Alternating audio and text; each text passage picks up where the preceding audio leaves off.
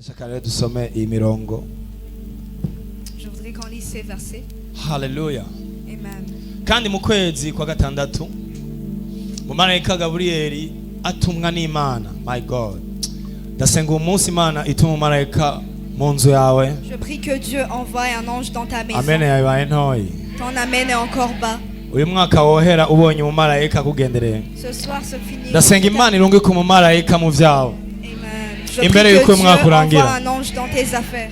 Kubera Imana mu vyihora ikora ihora irungika abamarayika. Parce que Dieu dans ce qu'il fait, il envoie ses anges. Peut-être wewe nukozwe ko je narakozwe ko cyane. Peut-être toi tu n'es pas touché, moi j'ai. Umumarayika Gaburiyeli atumwa n'Imana mu gisagara cy'Igalilaya cyitwa Nazareti. Next. Ku nkumi ikowe n'umugabo yitwa Yosefu mu nzu ya Dawidi, izina ry'iyo nkumi ni Maria. Hallelujah. Sinzi ko mwontiza amashi dukomera amashi umumama yitwa Maria. Hallelujah. Urenze ngaho ukomera amashi Marie. Glory be to Jesus. Amen. So namusi ndaza kubabwira kuvyerekeye Maria. Imana ni yanshoboye. Parler des choses en rapport avec Marie. Aha, waharenganye 28. Subira inyuma. Yinjira hari aramubwira ati namahoro ugiriwe ubuntu. Umwami Imana ari kumwe nawe. My God, bega inkumi. Bandanya. Imvira inkumi ziri ngaha mwiyumva ivyo bintu bigushikiye. Imagine si toi ça t'arrive. Uri kuramesa ukacona umugabo araje ati ugira amahoro Imana ikugiriye ubuntu. Hari abantu tuzohura mu ijuru. Ariko we ahagarika umutima. Bon birumvikana. Cyane mugabo yahagaritse umutima n'iryo jambo abwiwe. Yibaza iyo ndamukanyo. Mwumvirize histoire yabaye kuri Maria. Maria nta namwe atubwira ko yabirose. Cyangwa ari umuprofeti yamubwiye ati wowe niwe Imana izocako. Dans la Bible on nous montre que Marie a révélé cela. Elle ne savait rien de cela. Banda next. Umumarayika aramubwira ati ntacu utinya Maria, kuko ugiriwe ubuntu n'Imana. Next. Umve uzosama inda. He, uvyare umuhungu. Kandi uzumwite Yesu. Abana bacu ni vyiza ko tubita amazina duhishuriwe. Apana kumwita sinzi uko bizogenda. Hallelujah. Hallelujah. Kumwita izina rifite insiguro. Yesu Yeshua bisigura le Dieu qui sauve. Jésus signifie le Dieu qui sauve. Pana kumwita ntibuzoca. Oya, kumwita izina uhishuriwe. Azoba mukuru, azokwitwa umwana w'isumba vyose. Kandi umwami Imana azomuha intebe y'ubwami ya sekuruza Dawidi. Bandanya. Ahangame mu nzu ya Yakobo ibihe bidashira, ubwami bwiwe ntibuzogira iherezo. Uyu n'umukobwa ariko arabwirwa ibintu agira azane ku mugaragaro. Maria abaza mu marayika ati byo bizobaho bite ko jewe nzi ibintu kuno bigenda, ko ntaramenya icitwa umugabo. Next. Umumarayika aramwishura ati mpemu yera atokuzako. Uko niko bishobozi, uko niko igitangaza gikoreka mu isi y'impemu. C'est comme ça que le miracle se fait dans le monde spirituel. Mpemu yera arakuzako. Le Saint-Esprit vient sur toi. Ubushobozi bw'isumba vyose buzogutera igitutu. Nico bita epikaizo. Nico gituma uwera azovuka azokwitwa umwana w'Imana. Imana yarateye inda Maria. Dieu a enceinté Marie. Dukomera amashi Yosefu. Acclamons pour Ari mu bagabo barinda mu isi. Bandanya. Kandi umve Elizabeth mwene wanyu nawe atwaye inda y'umuhungu mu butamakazi bwiwe uwitwa ingumba. Uku ni ukwezi kwiwe kwa gatandatu. Wow. Imana ishimwe ko haruhande yuko Imana yari kiramubwira kazoza, yari kiramuha ivyerekeye mission. À part que Dieu lui donnait la mission. Imana yacimubwira ko yamuteguriye n'umu destiny helper. Dieu lui a dit qu'il avait même préparé une aide de destinée. Ndadekaye Imana izana n'umu destiny helper ku nzira yawe. Que Dieu amène. Umuntu azotahura umuhamagaro wawe. Celui qui comprend. Oh amen yawe ntoye. Ton appel encore. Nta numwe yigeze atahura Maria atari umuntu yitwa Elizabeth. Personne ne comprenait Marie. Kubera Elizabeth nawe yari yatwaye inda y'igitangaza. Parce que Elizabeth aussi avait été enceinte par. Mwumvirize ikintu Maria yaciye akora. Nico kintu no musi nagwanuye gukora nimba warahamagara. Je te conseille de faire si tu as été appelé. Igihe cyose Imana ikubwiye ibintu ukumva umenga ari abantu batabitahura. À chaque fois que Dieu te dit une chose et que les gens ne comprennent pas. Uzoca usezera abandi uje kurondera umu destiny helper wawe. Kandi Elizabeth mwene wanyu nawe atwaye inda y'umuhungu mu butamakazi bwiwe uwitwa ingumba. Uko n'ukwezi kwiye ku gatandatu. Next. Maria aramubwira ati ehe ndumugurana. Oh rake pala satalaba. Begi inkumi zisenga Imana. mundashaka dusome iyi jambo Mariya yishuye umumarayika. Mariya ntiyigeze atahura ivyo bintu. Marie ne comprenait rien en cela. Mariya ntiyigeze atahura ico gitangaza kigiye kuba ukuntu kizogenda. Marie ne comprenait pas comment le miracle allait se passer. Kubera inkumi ntiyari bwatwara inda Parce qu'elle kandi itararyamana n'umuntu.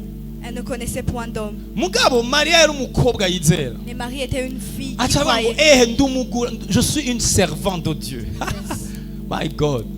Est-ce que abantu bakorera Imana muri kino Il y kibanza? a des gens qui servent Dieu. dans cette Ndumugurano place. w'umwami Imana bimbere uko ijambo ryawe rivuzwe. Yes. Maze umumarayika w'Imana ava ahari aragenda. Bandanya. Muri iyo minsi Mariya arikora agenda yihuta. Bwira mugenzi wawe ati cugenda wihuta. Précipite-toi. Ndabira umuntu muri kumwe. Mubwira ati Imana ikuvugishije. Lorsque Dieu te parle, Wihute kwimatanya précipite-toi. n'abantu bamatanya n'umuhamagaro wawe. Et lie-toi avec les gens qui sont liés avec ton appel. Hallelujah. Amen. Alors uno munsi Alors aujourd'hui, tugomba kuganira ibintu bikomeye cyane. Bampe melody wanje quick. on va parler des choses extraordinaires. Hallelujah. Amen. Ngomba kubabwira ikintu nise someone was sent for me. Hari umuntu yarungitswe ku Je vais bwanje. vous parler d'un thème appelé quelqu'un qui a été envoyé pour moi. Mbwira umuntu mwicaranye hari umuntu yarungitswe ku bwanje. Il y a quelqu'un qui a été envoyé pour toi. Mbwira uwundi ari impande yawe mubwira ati hari umuntu yarungitswe ku Il y a bwanje. ton voisin qui a quelqu'un qui a été envoyé pour toi. Nimba ari inkuru Satani adashaka ko tumenya twese. S'il y a une nouvelle que le diable ne veut pas que Ni ibintu nous ngomba connaissions, kubabwira mu mwanya muto. ce sont les choses que je veux vous parler. Alors nagomba kubamenyesha ko Alors je voudrais vous annoncer que umuntu atarabaho avant que l'homme ne soit, Satani yaragararije Imana hama le abo diable, umwansi le w'Imana diable a tenté Dieu, il a été ennemi de Dieu. aragomba gusubira mu ijuru mugabo ntivyari bigikunda. Il voulut retourner au ciel, mais c'était Imana impossible. yari yamaze kumucira urubanza, Dieu avait déjà kumucira urubanza, prononcer le jugé. jugement. Dieu avait déjà jugé. Yari yamaze gutanga urubanza ati wewe uzoherera mu muntu udashira. Il avait déjà jugé qu'il allait brûler éternellement. Ariko Satani akorerwa ngaha mw'isi. Et le diable a été jeté. Alors sur ngenda la terre. babwire histoire iri hagati y'umuntu n'Imana. Alors je voudrais vous parler d'une histoire entre l'homme et Dieu. Hama Imana irasubira kurema, irarema ibintu, irarema imisozi, irarema amazi, Dieu a créé les irarema montagnes, inyoni, irarema il a créé- everything. Il a créé tout. Muga yagiye kurema Et après avoir créé, ikihereza kurema igiremwa cyitwa umuntu. il a fini par créer une création appelée l'homme. Iriko irarema byose yagenda iravuga ati ni vyiza, umunsi wa mbere ni vyiza, umunsi wa kabiri ni vyiza. Igaze ku muntu Lorsqu'il est arrivé sur l'homme, Imana iramanuka yo nyene n'amaboko yayo. Dieu est descendu lui-même Ibindi avec ses byose mains. yabiremesheje ijambo mugabo Les umuntu autres choses, yaramwitondeye. il les a créées avec la parole. Mais l'homme, Iratora ivyondo iramubumba. il a pris la boue Hama iramuhuhiramwo impwemu zayo. et il a soufflé son esprit. Umuntu avyutse Imana imuravye, Imana iravuga ati ibi bintu ni vyiza cyane. Et lorsque l'homme s'est réveillé, Dieu a dit que ces choses sont très bonnes. Imana icihitamwo ko umuntu Et Dieu a choisi que l'homme agaba aba umwami muri nose. domine dans ce monde. Hama Imana ikirakunda umuntu Et bihebuje Dieu a tellement aimé l'homme ku buryo Satani agira jalousie y'ivyo bintu bibaye. jusqu'à ce que le diable ait la jalousie des choses qui s'est passées. Imana iravuga ko ikunze umuntu bihebuje, Dieu a dit qu'il aimait l'homme éternellement. imugira mu ishusho yayo, Et il a créé à son image. imuhereza ibintu vyose vyitwa ivyayo. Et lui a donné chaque chose qui lui appartenait. Iramubwira ati cette fois-ci ndakuremera umufasha. Et lui a dit cette fois-ci je vais créer pour toi une aide. Abamarayika nta bafasha bafise. Les anges n'ont pas d'aide. Nari nzi ko abantu baza kuryoherwa bavuge Je croyais amen. qu'il y avait des gens qui allaient se réjouir et dire amen. Nico gituma mw'isi ikurikira ivyo bintu bishobora kugaruka. C'est pour cela que dans le monde d'avenir, ces choses peuvent Reka ndabireke nta n'umwe yavyumvise. Avance. Imana yari ifise uwo mugambi kubera irakunda umuntu. Dieu avait ce plan parce qu'il aimait tellement l'homme. Hama lo diable arababara arashavura. Et le diable s'est irrité. Hama aravuga uko biri kose Et il a dit, peu importe, negerezwa guteranya umuntu n'Imana. je dois mettre la haine entre Dieu et l'homme. Negerezwa gutuma Imana iheba umuntu. Je dois faire que Dieu abandonne l'homme. Hama ituma umuntu akora icyaha. Et il a fait que l'homme pêche. Kuko Satani yibaza ko mu gihe umuntu yokora icyaha Parce que le diable croyait que lorsque l'homme péchait, Imana nihinduka Dieu n'allait pas changer. kandi iragororotse, Et il est saint. iramuhana nk'uko nanje Il yampanye, va le punir comme il m'a puni. ntizomubabarira nk'uko nanje Il ne itambabariye. va pas lui pardonner comme il ne m'a pas pardonné. yarashaka ko umuntu aheza nka Le Satani, diable voulait que l'homme finisse comme lui. ariko Imana ishimwe mais gloire à Dieu. Haleluya. Amen. Umuntu arakora icyaha, umuntu aragarariza Imana. L'homme a péché. Ariko uko Imana yamugenda nicyo kintu ngenda bigisha. Yes. Avance, avance. Abariko barandika mwandike bino bintu. Que ceux qui écrivent ces choses. Mwandike ibintu bitatu Les 3 choses Satani ndashaka kumenya kuri Noel. que le diable ne veut pas que tu connaisses au jour de Noël. Haleluya.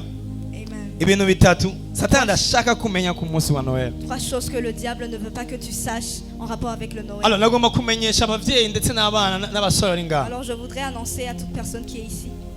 Ntituko turacelebra uno munsi ko yari le 25. On n'est pas en train de célébrer aujourd'hui parce que c'est le 25. Yesu ntiyavutse le 25. Jésus-Christ n'est pas né le 25. Ashobora kuba atanavutse no muri December. Peut-être il n'est même pas né en décembre. Haleluya. Amen. Hari abantu rero baguma baharira ngo oya ngo si le 25 ngo ni muri baguma baharira iminsi. Il y a des gens alors qui disent que non, c'est pas le 25. Ils sont... Twe ntitwaje guhimbaza kubera ari uwo munsi. Nous ne sommes pas venus célébrer parce que Twaje c'est guhimbaza kubera hari ikintu nous cabaye sommes venus twibutse célébrer uno munsi. parce qu'il y a quelque chose qui s'est passé. Nuko hari umuntu Imana yarungitse ku bwacu. Parce qu'il y a un homme que Dieu a envoyé pour nous. Imana yaraturungikiye umukiza. Yes, Dieu a envoyé pour nous un Imana sauveur. yarahisemo kutaduheba. Dieu a choisi de ne pas nous laisser. Imana yaradukunze ku buryo idashobora kuduta. Dieu nous a tellement aimés pour qu'il nous abandonne. Abariko baranyumva bambwire amen. Amen. Ngiye ibintu bitatu rero Satani ashaka kumenya. Voici alors 3 choses que le diable ne veut pas que tu saches. Je ndafise concern, ndafise inquiétude Moi j'ai une inquiétude que muri no generation. dans cette génération, Abana bacu ntibariko barakura bacelebra Yesu cyane. nos enfants ne sont pas en train de grandir en célébrant Jésus. Bariko barakura bacelebra le Père Mais Noël. ils grandissent en célébrant le Père Noël. Bacelebra indogoba ziruka ziterura abantu zisanzaza amakado. Célèbre les ânes qui... Hama abantu natwe abakristo twarabikomeje cyane. Et nous les chrétiens, on a accompagné ces Ku choses. buryo mu bihugu byo hanze ntibakivuga Christmas. Jusqu'à même que dans les pays étrangers, on ne dit plus Bariko bazana Xmas. mais on dit Xmas. Haleluya. Amen. Bano b'Imana ibintu ndiko ndavuga birakomeye ndashaka ko tugarukana umuco w'ijambo ry'Imana no mu bana bacu no mu mitima yacu. Je veux qu'on ramène la lumière de la parole de Dieu dans nos cœurs et dans nos enfants. Uno munsi si umunsi w'abana. Aujourd'hui, c'est pas un jour des enfants. Uyu munsi wo gucelebra ivuka ry'umwami Yesu. Et c'est un jour pour célébrer la Ni naissance byiza du ko abana Sauveur bacu Jésus. bamenya ko Yesu yaravutse aje kubacungura. C'est bon que nos enfants apprennent que Jésus-Christ est venu pour les sauver. Satani yaremvesije amahera menshi cyane Le diable a tellement investi mu mavideo, mu mafilme, mu madessin dans anime. des vidéos, des films et des dessins animés. Kugira abana bakure babona ko hari utugabo dukora amakado hama hari undi mugabo w'ubwanwa akwega ayo makado ayaha abana. Pour que les enfants grandissent en croyant qu'il y a un Natwe filleul qui a une tukabafasha barbe qui donne des... tukabereka ko ari Père Noël mugabo nta na rimwe tubereka ko ari Yesu Et nous, Kristo. on les a aidés en leur montrant que c'était le Père Noël, mais on ne les a pas montré que c'était Jésus-Christ. Ubu i Dubai baracelebra Noel kandi ari abamizilma. Aujourd'hui, même à Dubaï, on célèbre Noël alors qu'ils Mu sont bashinwa musulmans. baracelebra Noel ubu. En Chine, ils célèbrent Noël. Kubera iki wose ikibazo cya Yesu yavutse. Pour eux, c'est pas une question Ni que ikibazo Jésus-Christ est ni né. umunsi wa business no muri Europe. Et c'est un jour de business. Ni Même en igihe cyo Europe. gutandaza. C'est le jour pour vendre. Ariko nk'abakristo turakwiye kuguma ku kijambo ry'Imana Mais en rivuga. tant que chrétien, on doit demeurer dans la parole. Uno munsi niwashira kuri statut Aujourd'hui, si tu mets sur ton statut, ntuze gushira kuri statut y'umugabo w'ubwanwa. ne mets pas le Père Noël sur ton statut. Yes. Haleluya. Amen. Ushire kuri statut ijambo ry'Imana. Ufuma uvuga ati Mais- ndashima Imana ko Yesu yaje. Mais mets sur ton statut la parole de Dieu. Haleluya. Amen. Kubera Satani ntashaka abantu bamenya ivyakoretse. Parce que le diable ne veut pas que les gens sachent ce qu'il s'est passé. Haleluya. Amen. Genda babwira ibintu bitatu rero Satani ashaka ko umenya bimatanye na Noel. Je vais vous parler de 3 choses que le diable ne veut pas que tu Icya saches mbere en rapport Noel avec itwibutsa. Noël. La première chose que Noël nous rappelle, Nico nise ubwizigirwa bw'Imana, la fidélité de Dieu. c'est ce qu'on appelle la fidélité. Iyi ni message iri prophétique ku muntu wese yaje C'est gusenga. un message prophétique pour chaque personne qui est fidèle. Imana n'umwizigirwa. Jésus-Christ et Dieu est fidèle. Iyo umwana avutse ntibacelebra uwo mwana, bacelebra umuvyeyi yamuvyaye. Lorsqu'un enfant naît, on ne célèbre pas l'enfant, on célèbre Uno munsi twaje gucelebra data wa twese. Aujourd'hui, on est venu célébrer le Dieu de Ko ari nous, umwizigirwa. qu'il est fidèle. Ko ari Imana iri inyuma y'ijambo ryayo ngo irishitse. Il est un Dieu qui est derrière sa parole pour Ni l'accomplir. Imana iyo ivuze birivuga ngo ivuga iherezo mu La itanguriro. Bible dit qu'il parle du début. Haleluya. Yes, de Bantu la fin. b'Imana, Imana twizeye n'umwizigirwa. Le Dieu dont nous avons cru. est Jérémie fidèle. 1:12 ndashaka bayiduhe. imana ni imana ifite nature yuko yaravuganye nawe ivyo bintu nawe vyibagira izobikurikirana. Notre Dieu a la nature que si t'a parlé, même si toi tu oublies ces choses, il va igihe l'accomplir. umuntu yakoze icyaha imana yaravuze muri Genèse 3 Lorsque l'homme a baduhe Jérémie péché, 1:12 Genèse 3:15 Dieu a dit dans Genèse 3:15, imana iravuga ngo mu uruvyaro rw'umugore ruzohonyora inzoka ku mutwe. yes, Mugabe imana yarabikurikiranye. Haleluya. yes. Nzoshira inyankane hagati yawe n'umugore no hagati y'uruvyaro rwawe n'ugwiwe, uzorukomeretsa ku mutwe nawe azorukomeretsa ku gitsintsiri. Ndashaka uje muri Jérémie 1:12 Jarabaradalagaraba. Haleluya. Amen. Imana n'umwizigirwa. Notre Dieu est fidèle. Imana iri nyuma y'ijambo ryawe ngo irishitse. Notre Dieu est derrière sa parole pour Imana l'accomplir. yaravuze ko izogaruka kurondera umuntu, yarabikoze. Dieu a dit qu'il reviendra pour chercher Ukuvuka l'oreille kwa d'un Yesu ni ikintu cya mbere kitugaragariza ko Imana ntiyari yaribagiye ko yari yarapromese kuri Adamu Yes, la naissance de Jésus-Christ nous montre que Dieu n'avait pas oublié ko qu'il avait promis izotugenderera. sur Adam qu'il allait nous visiter. Alors uno munsi nari mfise message ku buzima bw'umuntu ari ngaha. Aujourd'hui, j'ai un message pour quelqu'un qui est ici. Imana iri nyuma y'ijambo ryayo ngo irishitse. Dieu est derrière sa parole pour Maze l'accomplir. uraranyishura ati witegereje neza kuko ndindi ijambo ryanje kugira ngo ndarishitse. Yes. Oh, numva novugishwa ku muntu ari ngaha. J'ai envie de prophétiser. Imana sur igiye quelqu'un. gushitsa ivyo Dieu yagusezeraniye. va exécuter ce Ivyo qu'il a warose promis. kera Imana igiye Ce kubishikana. dont tu as rêvé avant, Dieu va l'accomplir. Simiyoni yavuze ngo sinzopfa ntabonye agakiza. Yes. Yari bizi ko uko vyogenda kose Imana izoshitsa ivyo yavuze. Vuba cyane Imana igiye gushitsa ivyo Très yakubwanirije. bientôt, Dieu va accomplir ce Oh, qu'il t'a glory dit. be to God. Alléluia. Wewe wokwibagira ivyo wavuze, Imana Tu ntiyibagira ivyo oublierais ce que yavuze. tu as dit, mais Dieu n'oublie jamais Wewe ce qu'il a wokwibagira ivyo wemereye n'umwana wawe, Tu Imana oublierais ntiyibagira ivyo dit. yakwemereye. Ce que tu promets à Imana tes enfants, Dieu n'oublie jamais ses nita promesses. amasezerano. Dieu ne jette jamais ses Uno promesses. musi niwaja gucelebra uze gucelebra Imana idata amasezerano. Yes. Aujourd'hui, si tu vas célébrer, célèbre Oh, un nari Dieu nzi ko ari umuntu qui aza ne jette kuryoherwa kino pas kintu. ses promesses. Ucelebra Imana idata amasezerano. Célèbre un Dieu qui ne jette pas ses Umuntu promesses. yakubwira ati ndakwemereye kuzokubakira inzu hama akagira ibibazo. Quelqu'un pourrait te promettre une maison et avoir des Ariko problèmes. Imana iyo ivuze iri nyuma y'ijambo ryayo ngo irishitse. Yes. Mais Dieu, lorsqu'il parle, Alors il est sinzi derrière ibintu sa Imana parole pour yakuganirije l'accomplir. ukuri muto, Je ne sais pas sinzi les ibintu choses wabonye mu ndoto zawe, Je ne sais pas ce que tu as vu mugabo dans uno tes munsi rêves. naje mu mwemu Mais y'ubuvugishwa. aujourd'hui, je suis venu en étant Imana en igiye esprit de kuvyambika prophète. umubiri. Dieu va 2026 uzoyibona vyambara en umubiri. 2026, tu vas voir cela. Bantu b'Imana kubera ko Imana tuyishobora kuyizera ni kubera ari umwizigirwa. Pourquoi on pourrait croire en Dieu? C'est parce qu'il est infidèle. Il est fidèle. Il est fidèle, c'est un Dieu fidèle. Ha! Bwira mugenzi ati Imana n'umwizigirwa. Dieu est fidèle. Yizere. Crois en lui. Imessage irakomeye cyane numva Ce nuyihagararaho message est gato. très puissant. Imana iri fidèle. Dieu est fidèle. Woyizeza bijya bintu by'iwawe. Woyizeza mariage yawe, woyizeza Tu lui business yawe. confies ces choses-là. Woyihereza Si ibikwerekeye. tu lui confies ce qui Kubera iki? t'appartient. Kubera n'umwizigirwa. Pourquoi? C'est parce que il est fidèle. Haleluya. Satani ashaka kumenya ko Imana izobikora. Le diable ne veut pas que tu saches que Dieu va le faire. Ariko Imana izobishitsa. Mais Dieu va l'accomplir. Numva nobabwira ibintu Imana imaze gushitsa mu buzima bw'abantu benshi. J'ai envie de vous parler des choses que Dieu a accomplies dans Imana la vie de yaravuze ko plusieurs. Yesu azoza gucungura abantu. Yesu yaraje. Dieu a dit que Jésus-Christ Imana allait yaravuze ko guérir les Abisirayeli bazova mu nyagano yarabakuyeyo. Dieu a dit que les Israélites allaient quitter Mwumvirize ikintu l'esclavage. gitangaje. Nta kintu na kimwe ushobora gukora gishoboye guhagarika ivyo Imana yavuze kugira bibi. Tu ne pourrais rien faire pour arrêter ce que Abisirayeli Dieu barakoze a dit. ivyaha baratuka Les Imana. Israélites ont Yesu péché, yarabakuyeyo. ils insultaient Dieu. Mais Ni il kenshi les a Imana yavuga ati sindabikoze kubera mwebwe, ndabikoze kubera nabivuze. plusieurs fois disait Kubera Dieu ndi disait, Imana itivuguruza. Vuga ati Imana ntivuguruza.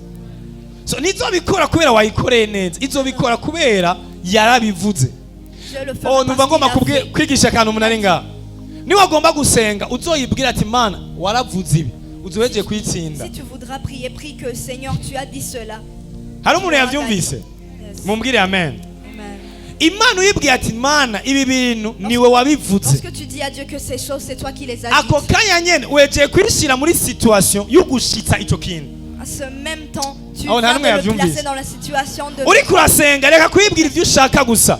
Lorsque tu Hagarara pries, kuco yavuze d'abord. appuie-toi sur qui mana waravuze sinzoguta sinzoguhemukira. Seigneur, tu as dit que tu ne m'abandonneras pas, tu ne me uno laisseras pas. munsi ndakeneye kubona iryo jambo. Aujourd'hui, je veux voir cette Le parole fait ko s'accomplir. yabivuze Le fait qu'il a dit de cela, ntibikora kubera wewe, ibikora kubera il ne yarabivuze. va pas le faire à cause de toi, mais parce qu'il a dit. Mana waravuze ko wacitse umworo ducika abatunzi. Seigneur, tu as dit que tu es...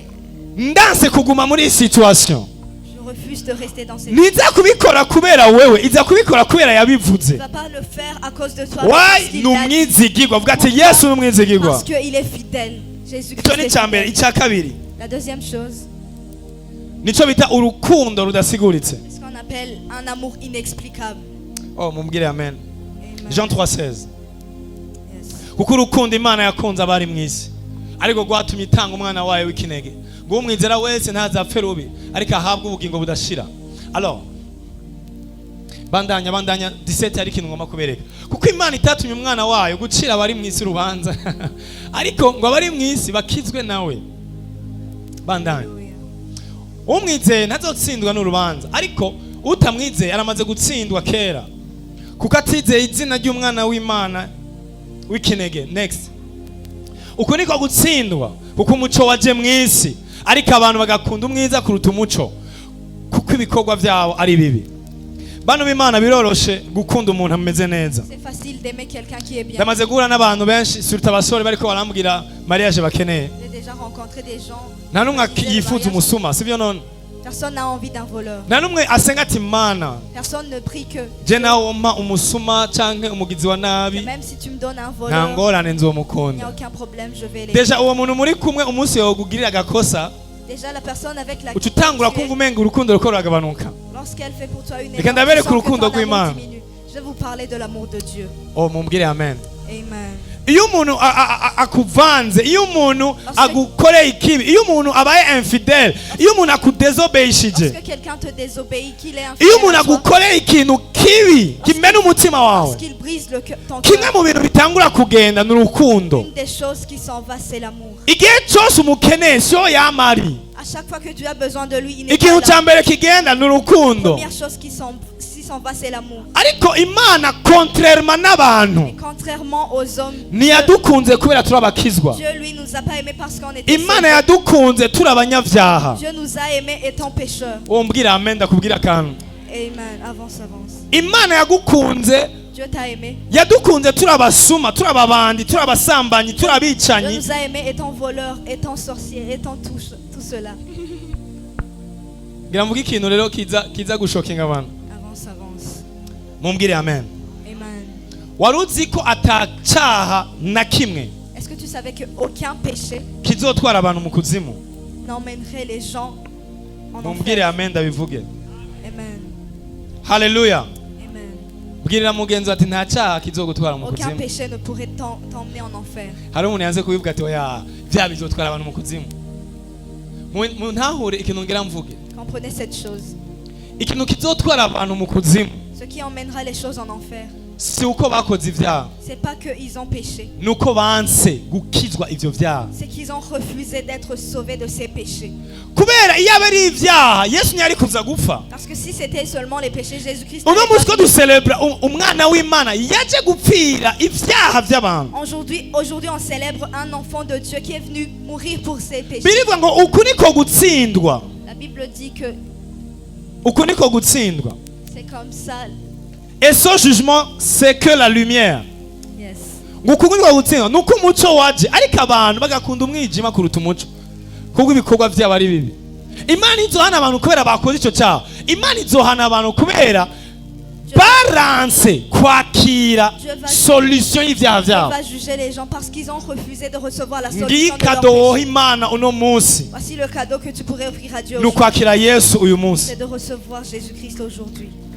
Yes. Ni nk'umuntu ahanye Imana ntizoguhana kubera ucafuye.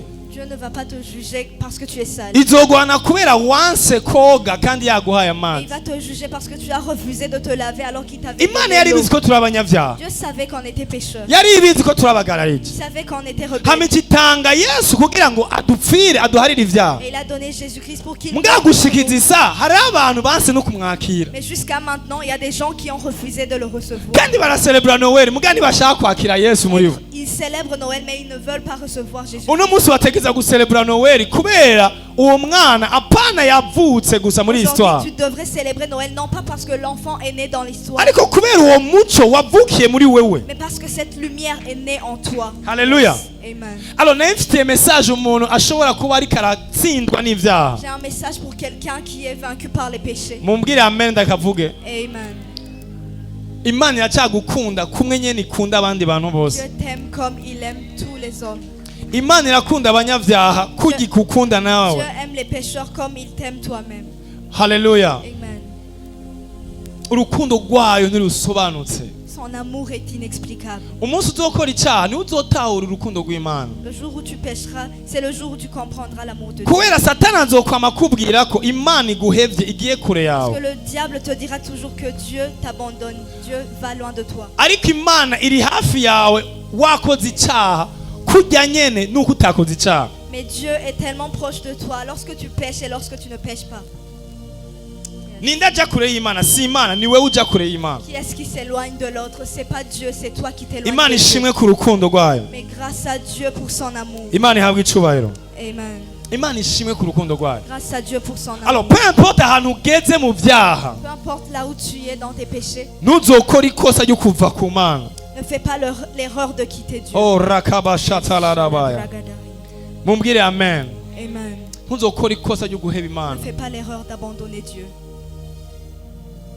Ndashaka dusome Proverbe 24 verset 16. Thank you Holy Spirit. Jedegebalada mahashalada. Proverbe 24 verset 16.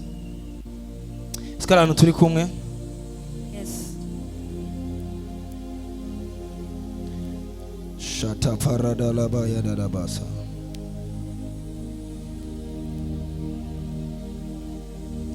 Thank you Holy Spirit. Haravuga ngo kuko umugororotsi, twese dusome, kuko umugororotsi niyo yogwa ibihetangabo ndwi asubira kugira gute? Ariko abanyakibi bazogwa mu vyago. Abanyakibi baguye bagumayo. Umugororotsi yaguye Lorsque le juste tombe, aguma vyuka kandi. il se relève encore. Imana ihabwe icubahiro. Amen. Sinzi ko hari umuntu yoza amfashe. Ngwino mfashe gutanga message. Hallelujah. Praise the Lord Jesus. Amen. Alors, uno munsi Aujourd'hui, ni wagenda gucelebra Imana. si tu vas célébrer Dieu, Celebra ubwizigirwa bw'iyo Mana. célèbre la fidélité de ce Dieu. Weje gucelebra ubwizigirwa bw'iyo Mana. Après avoir célébré sa Celebra fidélité, urukundo rw'iyo Mana. célèbre son amour. Urukundo rwayo rucelebra gute? Et comment on célèbre son amour? Nuko peu importe umwanya wose wogwa, C'est que peu importe le temps où tu tomberais, haracariho ivyizigiro byo kuhaguruka. il y a encore de l'espoir de se relever. Yes. Ndashaka kujyame hasi. Urakoze cyane, ni heza cyane. Mera nk'ujyama umeze gutya aya. Sawa. Mumbwire amen. Amen. Bwira mugenzi wawe ati igihe cyose uzogwa umuvyuka. Dis à ton voisin que à chaque fois que tu tombes, Nico cyerekana ko uri umugororotsi. c'est ce qui montre que tu es injuste. Ugubwe neza, Yesu aguhe kuruhuka mu izina rya Yesu. Amen. Mumbwire amen ndabereka akantu. Iyi message nari ndayizaniye umuntu kuri Noel. J'ai apporté ce message pour quelqu'un en ce jour Yibaza de ko kubera Noël. amaze kugwa inshuro Je crois zingahe. que parce qu'il est tombé plusieurs fois, Imana nawe bafitaniye amabifu, bafitaniye ishavu. Dieu a un problème avec lui. Nenda kubwira Imana ntigushavuriye. Qui t'a dit que Dieu est fâché contre Irarindiriye toi? guhaguruka kandi. Il attend seulement que tu te lèves encore. Ngiki ucerekana ko uri umugororotsi. Voici la chose qui prouve que tu es injuste. Mwumvirize kino kintu birivuga ngo La Bible dit que umugororotsi niyo yogwa ibihetangabo ndwi. à 7 fois le juste tombe. Haleluya. Amen. Mumbwire amen. Amen. Agira iki? Il se relève. Arahaguruka. Yes. Mwumvirize, haguruka rero, haguruka. Subira uryame kandi. Haguruka. Subira uryame kandi. Haguruka. Uratsho biriri kiravuga ngaha hantu. Ce que la Bible dit. Mumbwire amen ndababwire. Amen. Biriri kiravuga ko umugororotsi La Bible dit que le juste ntiyemera kuguma hasi. ne peut pas rester à terre. Mugabo umunyakibi Mais le méchant, aguye yacagumayo. lorsqu'il tombe, il reste Mugabo là. umugororotsi Mais le juste, naho wovuga nabi même si tu parles mal, urokoneza ko iyo mvuga atari rwawe reconnais que ce langage ca n'est pas usubira le tien. uhaguruke. Et relève-toi encore. Nico gituma C'est pour cela, si ikibazo c'imana igukunda canke itagukunda, il n'est pas question que Dieu t'aime ou pas. ni ikibazo c'uko udesida guhagarara peu importe kangahe satani zogerageza Il kugushira est hasi. question que tu te relèves, peu importe le nombre de fois que le diable... Imbere yuko iyi 2026 irangire, Avant que 2025 irangire, Avant que cette année ne se termine, usubire uhaguruke mu izina rya Yesu. relève-toi au nom de Usubire Jésus. uhaguruke muri video priere yawe. Relève-toi dans la vie de prière. Naravyizeye ko izo mbabazi yazigiriye jewe. J'ai cru que cette Naravyizeye ko icyatumye aza mw'isi. J'ai cru que ce qui a fait venir dans ce monde. Ndakunda umuntu yavuze ngo iyo Yesu yasanga umuntu umwe mw'isi yari kumupfira. Il y a quelqu'un qui a dit que si Jésus-Christ avait So, rencontré ntiyadupfiriye un homme kubera dans ce turi monde, il benshi. allait mourir pour lui. Yapfiriye Julio, Il n'est pas mort parce qu'on était nombreux, yapfiriye jewe. mais il était mort pour toi. Ntiyapfuye kubera natanguye gukora ibyaha, yapfuye na sokuru ntaravuka. Il n'est même pas mort Yari parce que abizi tu as ko commencé wewe à avec pécher. nature mufise muzobikora. Et il savait que toi, avec la Reka mbe nature de l'homme, ndabarihira. tu allais pécher. Alors il Ariko s'est dit mbega que je urukundo vais Imana payer pour toi. yadukunze. Quel amour. Uno munsi urashobora kuba wicaye ufise ibintu wiyagiriza mu mutima. Peut-être aujourd'hui ton cœur Ufise ibintu wiyagiriza mu mutima. te juge. Ariko uno munsi ubishire hasi wizere urukundo rw'Imana. Mais mets cela à terre et concentre-toi Wakire imbabazi à z'Imana. l'amour de Dieu. Uno munsi Reçois ucelebre ukuza reçois k'ubuzima la miséricorde de mw'isi. Dieu. Et Ucelebre fidelite y'Imana. célèbre la fidélité de Dieu. Ucelebre Célèbre l'amour de Dieu. urukundo rw'Imana. Célèbre l'amour. Ucelebre ko hari umuntu yarungitswe ku bwawe. Célèbre qu'il y a quelqu'un qui a été envoyé pour toi. Imana yaratwibutse. Haleluya. Dieu s'est souvenu de nous. Duhaguruke ku birenge byacu. Levons-nous sur nos pieds. Uhoraho yaratwibutse. L'Éternel s'est souvenu de nous. Uhoraho yaributse ubuzima bwacu. L'Éternel s'est souvenu de nos vies. Vuba cyane tuzohagarara imbere y'umwami Imana. Très bientôt, on se tiendra devant Dieu. Nico gituma nitwashikira Yesu, Et pour cela que lorsqu'on arrivera à ce amosozi moment, azodutanga hasi. les larmes couleront. Umunsi tuzobona Yesu neza, Le jour où on verra Jésus, amosozi azodutanga les hasi. larmes couleront. Tubonye iyo Mana yemeye kwambura ubwiza, En voyant ce Dieu qui a accepté de jeter kwisuzugura sa kugira gloire, twebwe duhe ubuzima. de jeter sa gloire pour qu'on ait la vie. Uno munsi rero kimwe mu bintu wokora Imana ikanezerwa Une des choses que tu ferais à Dieu, ni ukugaragaza ubwizigirwa bwayo muri wewe, c'est de manifester sa fidélité en toi. ni ukugaragaza urukundo rwayo C'est muri de wewe. manifester son amour à toi. Nimba en toi. niwahura n'umuntu ataronse icyo afungura, Si tu rencontres quelqu'un qui n'a pas reçu à manger, muhamagare musangire, appelle-le et mange avec lui. muhamagare musangire. Appelle-le et mange avec lui. Abakristo bambwire amen. Niwabona umuntu ashonje ntujye wenyene, Si tu vois musangire. quelqu'un qui a faim, ne mange pas seul, mais amène-lui. Bwira umuntu mwijana ati ntujye wenyene. Ne mange pas seul, mais partage. Bon, ntuze kurondera abantu basohoka ati yewe bantu pasiteri atubwire ntujye. Ariko rondera moyen yo kumanifesta love. Mais cherche un moyen de manifester Basi udahuye n'abo bantu, garagaza urukundo ku bantu mubana. Manifeste au moins l'amour avec les gens auxquels Uno tu as. munsi ni umunsi w'urukundo. Aujourd'hui, c'est un jour d'amour. Nimba wicaye umufashe uhaguruke turarangije. Lève-toi sur tes pieds. Uno munsi ndabarekuye kare kugira mugende muselebre. Bwira umuntu muri kumwe ati ni umunsi w'urukundo. Aujourd'hui, c'est un jour de l'amour. Alors, uze kuraba abana bawe ubagwe mu nda, Donc, embrasse tes enfants urabe abagenzi bawe. et cherche tes amis. Nimba ari umuntu mufitaniye ishavu uno munsi murare mubihejeje. S'il y a quelqu'un avec lequel tu es en haine, Uno munsi ni umunsi w'urukundo. aujourd'hui, c'est un jour de l'amour. Nimba ari umuntu wagiriye nabi cyo umusaba imbabazi. S'il y a quelqu'un que tu as fait du mal, Umubwire ati kubera tu demandes opportunité ya pardon Noel. Kubera opportunité y'urukundo twibutse twagiriwe. et dis, à cause de l'amour qu'on s'est souvenu, Ndakubabariye ibintu byose je wagize. te pardonne tout ce que tu as fait pour moi. Cyangwa ndagusabye imbabazi. Ou je te demande pardon. Hamwe ufite amafaranga sharinga Et n'abandi. si tu as de l'argent, partage avec les autres. Uno munsi go and celebrate. Aujourd'hui, va et célèbre. Hallelujah. Amen. Kubera iki twocelebra? Pourquoi on célébrait? Tuko turivuga ko turi abana b'Imana. Parce qu'on se souvient qu'on est enfant de Hari Dieu. umuntu yarungitswe mu isi. Il y a quelqu'un qui a Kandi été envoyé dans twaramwizeye le uwo monde muntu. et on a cru en celui-là. Ese ari abantu baryohewe no Il y a mugoroba? des gens qui sont heureux. Abana b'Imana babwire Les enfants amen. disent Amen. Hallelujah. Amen. Go and celebrate. Va et célèbre. reka mpereze kuri kano kantu Je vais duhagaze finir par cette chose. wige gukora action igikorwa cy'urukundo Apprends à faire un acte d'amour. uyu mwaka ntuwera utabikoze Que cette année ne se termine kubera imana avant que tu n'aies yaradukunze fait cela. iraduha umwana wayo Parce que Dieu il nous a donné son Fils unique. natwe nk'abana Et b'imana nous, étant enfants de Dieu, turakwiye kwimeza kuza turakora ibikorwa by'urukundo on doit apprendre à faire des actes d'amour. rero hariyo abantu benshi muri mwebwe Il y a des gens parmi vous, murakora ibikorwa by'urukundo vous aimez les actions d'amour. mugasanga mwarafashije abandi Et vous vous retrouverez en train d'aider les autres. ariko abiwawe navyo bigeze babona Mais les tiens, tu ne les as pas aidés. umuntu wa mbere ategerezwa kubona urwo rukundo ni umugore wawe cyangwa umugabo wawe La nimba umufise première personne qui doit voir cela, c'est ton abana mari ou bawe ta cyangwa abo femme. muvukana Ce sont tes enfants ou tes frères et sœurs. inshuti zawe Ce sont tes n'abansi proches bawe et même tes ennemis. uno munsi ko mutambwiye amen Amen. bwira mugenzi wawe ati nyereka urukundo Dis à ton voisin, prouve-moi l'amour. duze ibiganza byawe turangize Lève tes mains. haleluya